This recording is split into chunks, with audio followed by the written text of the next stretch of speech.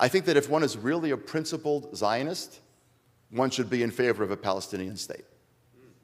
Because if you really believe in the possibility of ethnic self-determination, let's put aside the question of whether the Palestinians are a people or not, just like we should put aside the question of whether the Jews are a people or not. It's not the same thing. There is an interesting academic argument to be had about the Palestinians, but at this point, they see themselves as a people, the world sees them as the people, that perception is not going away. So let's not have the academic argument anymore. Let's just accept reality for what it is and say, therefore, if you believe that the Jews have a right to self-determination because that's their homeland and ethnicities thrive when they are on their natural homeland and they guide their own futures, my belief in a Palestinian state stems not from large-heartedness, it stems from my Zionism. I think it's good for Israel, first of all, to be at peace with its neighbors, and I think it's bad for Israel to subdue another population, no matter how benignly it might try or not try to do it. But I also really think that the principles that make Zionism legit make Palestinian self-determination legit. We just have to get to a point where the Palestinians want a state more than they want the Jews not to have a state. When we get to that point, we're going to have a different situation. So that's a good segue to another question from the audience. Do you believe there are any potential Palestinian leaders that truly want and will pursue peace?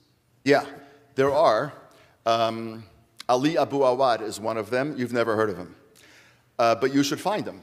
He's on Facebook, of course, and he's on Twitter. He's an amazing guy. He spent a lot of time in Israeli jail, and his brother was killed by Israeli troops. The Israeli army and his family have different narratives of how that happened, but nobody denies that his brother was shot by Israeli troops. His mother was in Israeli jail. There's a family with a long history of they're the Jabotinskis of the Palestinian side. You know, they're the underground of the Palestinian side. They are the hardcore.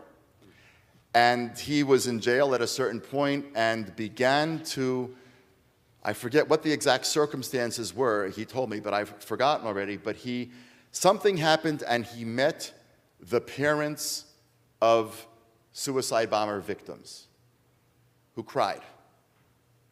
And he said to me, I never imagined a Jew crying. And he said something just changed. He said he saw a Jew cry, and all of a sudden he recognized, all right, we got to do something different here. And he eventually got out of jail, and he lives just south of Jerusalem, actually just inside Gush Etzion. And what they do is they do all this cooperative educational stuff with Arab kids and with the children of settlers. Not my, westernized, they call them, Zionist light kids. Hardcore settlers, the real settlers, the guys whose parents carry M16s. And they do stuff with them. They have kindergartens and they have summer camps and they have all kinds of stuff. He's saying it's going to be ground up. Now, there are people like Ali Abu Awad who are out there. He's an amazing guy, and he's actually really interested in meeting people like you, both, quite frankly, because he needs support and also because he wants to tell you his story and he wants to make it clear that there are Palestinians like that. The problem is that they don't get very high in the Palestinian political echelons, and the higher they get, the more in danger their lives are. So the Palestinians are very happy for him to plant trees, which is actually what he does. He plants trees a lot, and they build forests together with Jewish and Palestinian kids, which is actually very moving. It's really unbelievable. We were there actually the last time on Pesach, and we brought some Canadian friends of ours with us, and it was just like, it's an unbelievable way to celebrate the Festival of Freedom by going to hear this guy. It's just unbelievable.